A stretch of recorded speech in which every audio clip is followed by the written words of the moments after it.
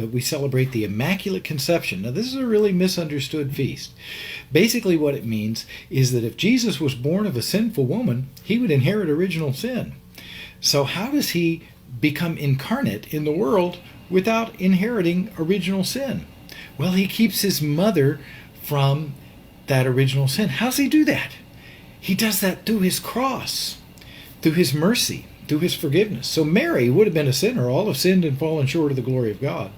But she was kept from sin through the grace of the cross of the Son she would bear. Wow! It's like a time loop, baby. It's hard to understand it, but it's one of those Star Trek things in theology. I just think it's so cool.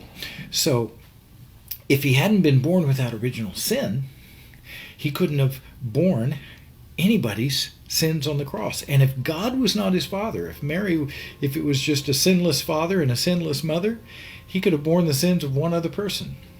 So in order to bear the sins of all creation, he had to be God. In order to bear sins of a human being on the cross, he had to be human. And in order to bear sins of another on the cross, he had to be without sin. So his mother was kept from sin. Wow.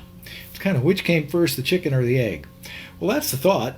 And the East and the West, we differ as to, and even in the West we differed, whether or not she was kept at her conception or from the very beginning. The whole of the Christian tradition has a chorus.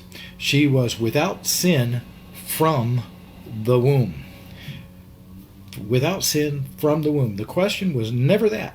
It was about, did it happen in the conception or just right after the conception? That was the question. The Easterners believe that, and the Westerners believe that God kept her bang at the moment of her conception through the merits of the cross of the Son she would bear. So let's us become without sin. We accept the cross. We let Jesus cleanse us. That's the message of the feast. And the church becomes the bride of Christ without spot or wrinkle, not by our own merit, but by the cross of Jesus Christ. That's my prayer for you. I love you. All things are possible with God.